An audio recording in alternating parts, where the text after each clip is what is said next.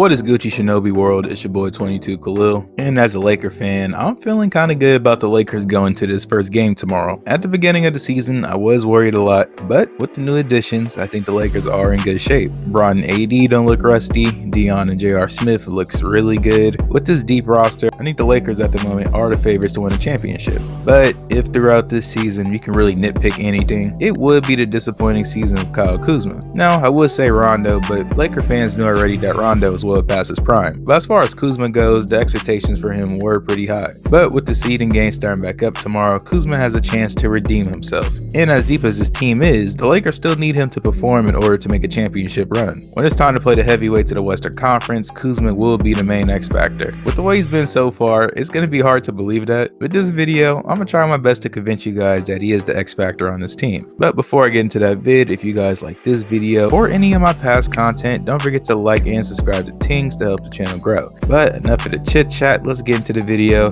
Let's go. Now, as we all know, Mr. Kuzma haven't been having the best of seasons. And it's really crazy to see him like this because not too long ago, people had hopes of him being a potential star in this league. And all of this really started and took off in Summer League where he looked really amazing. In the midst of all the Lonzo hype, Kyle Kuzma really made a name for himself. Being a 6'9" forward, he really showed off his versatility with his then incredible shooting ability. And from Summer League on, he was able to carry that momentum into his rookie season. In his rookie season, he won over a lot of Laker fans showing superstar flashes. And at that moment, to a lot of people, it did seem like he was the best young player on that Lakers roster. Ingram was decent, but he still didn't break out yet. And Lonzo was still raw talent-wise and really was still adapting to the NBA. So Kuzma, being the 4-year player that he is, really looked like one of the Lakers' most consistent players in his first year. And when the second year came around, the expectations for Kuzma really started to get higher. Kuzma is special. This dude is the best rookie on the Los Angeles Lakers. He can play and carry. He's going to be a star in the NBA. You can book it. This kid is special. He can play. With LeBron coming into town, a lot of people really thought that Kuzma was going to be that second guy on the Lakers that could help lead them back to the playoffs. And in the second season, he wasn't bad necessarily, but in his sophomore campaign, you can really see the potential issues that can really hold him back. Shooting wise, he looked like a streaky shooter for most of the season, shooting only 30% from 3. It wasn't a terrible year for Kuzma, but at this point, most fans realized that he probably wasn't going to be that star that most people thought he would be after his Summer League performance. But still, with his promising rookie season, Rob Pelinka fought hard to keep him out the Anthony Davis trade, and it ended up working with him staying and Ingram, Ball, and Hart in the end game getting shipped to New Orleans. Now, coming into his third year, everybody expected Kuzma to be the third option on the Lakers, and most people at this point already knew that Kuzma had the lowest ceiling, but a key part to why he stayed was due to the fact that Kuzma could space the floor better with LeBron and AD on the floor. But it's weird to say now because Lonzo and Ingram have been better shooters than him this year, but back then that was a valid point. LeBron is option number 1, AD is option number 2,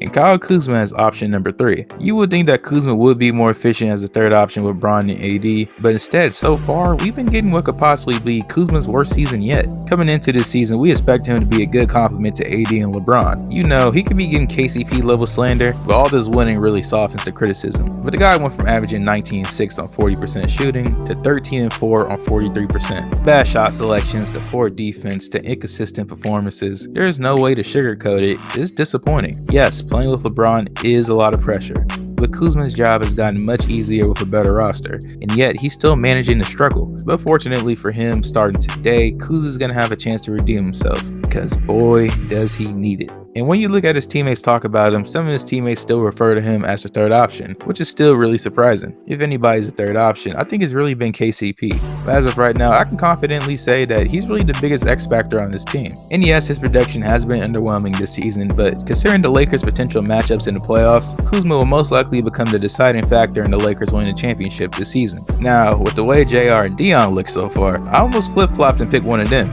because man, they've been balling in these scrimmages. Dion with his shot creating and playmaking abilities, and JR with his crazy microwave shooting. With them looking good, I still think that Kyle Kuzma is still that major X factor. And I really think it comes down to 2 big factors that really gives him that title. Starting with one, it's really his defensive versatility, which is only something that him, AD, and LeBron really have on his team. If there really was a reason why Laker fans were happy that Kuzma survived that whole AD trade saga, it was mainly due to his potential to be versatile. For the most part, Kyle Kuzma plays power forward, but his ability at times to play the 3 will be vital for the Lakers come postseason. And Frank Vogel knows that too, which is really why you've seen him experiment Kyle Kuzma guarding wings. As you guys seen last week, Kyle Kuzma was given the assignment to guard Luka in his first scrimmage game. Now, did it work? Hell no. Matter of fact, Frank Vogel really fed him to the wolves with that one. Luka got to the paint easily at times and even drew some fouls on Kuzma. But look, when it comes to Luka Doncic, 90% of NBA can't guard that man. Hell, 95% of NBA can't guard that man. Call me crazy, but I like what Frank Vogel tried to do. When push comes to shove, there might be a night where KCP and or Danny Green struggle against a Paul George, Luka Doncic, or Kawhi Leonard. Now obviously LeBron might be the answer, but he's not that same prime LeBron that might guard him for a full series. I think that at the age he is, he might need to conserve his energy for the offensive end a little bit more. Now LeBron might just prove me wrong and guard all these guys for a full-on playoff series, like the young old man that he is. But considering insurance from that, Kuzma's versatility defensively will end up being a key factor in certain series. Now, as you guys well know, he has his fair share of weaknesses on defense, but also we've seen flashes of him to where on defense you can actually see the potential in him being at least a decent defender. And before the season was stopped, he started to show a little bit of his potential. Through most of the season, Vogel in certain situations did put Kuzma out there against some good NBA wings.